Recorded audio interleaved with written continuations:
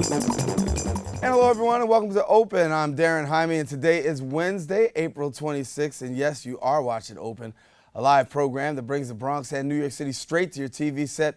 We want to encourage you to stay connected to us, and you can find out more about us on Twitter at BronxNet TV and Facebook at Open BronxNet Television. We're starting things up with some local updates around the city. New York City Mayor Bill de Blasio announced a new expansion of New York City's universal pre-K. The new plan is called 3K, and it'll offer free full-day pre-K for 3-year-olds regardless of a family's income. The city is gearing towards a program in the fall of 2017 with plans to serve 11,000 children.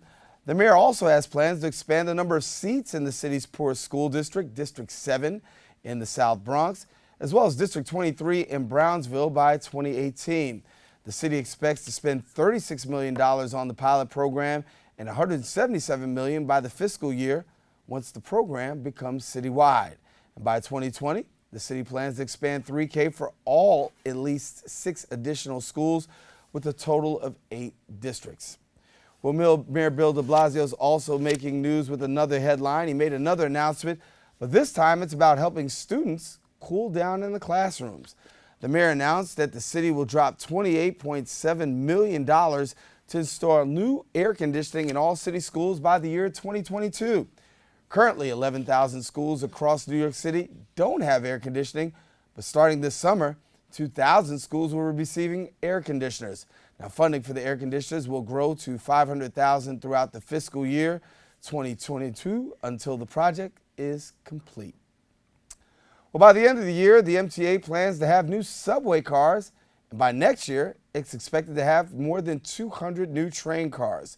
Overall, the goal is to have open gangway cars that are designed to be wide as well as spacious. You see a look of it there. MTA executive Steve Pollock stated in a board meeting that car makers were confident that they could build a spacious train car that can handle the unique layout of tracks and the train station. The open gangway cars are expected in the year 2023. The Bronx unveiled a new affordable housing community located on 450 Governor Place. The 68-unit development was constructed through a private partnership, including the State of New York and United Healthcare. Both the State of New York and United Healthcare were the largest investors in the $20.7 million project. Through a program provided by New York State's Office of Mental Health, it will also support 50 residents with mental disabilities, while 17 others and the apartment will be able to offer free earnings, and I should say be offered those earnings to 60% of the area who has a median income.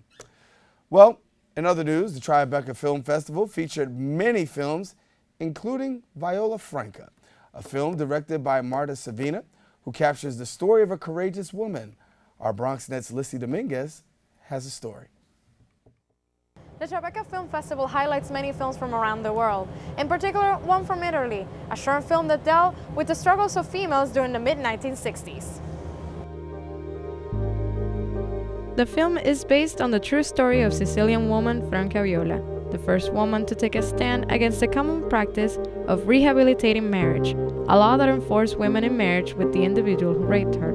Director Marta Savina narrates her story, depicting Franca's journey as she refuses to marry her offender. She speaks very much to the idea of identity and sort of asserting your own self and coming into your own self as a woman. The character of Franca really embodied somebody who's able to change this and find a third way to just be who you are and not be sorry. With a 15-minute runtime, the short film has already captured the attention of critics from around the world, even snagging nominations such as a David Di Donatello as Best Short and an Emmy as Best Drama for the College Television Awards.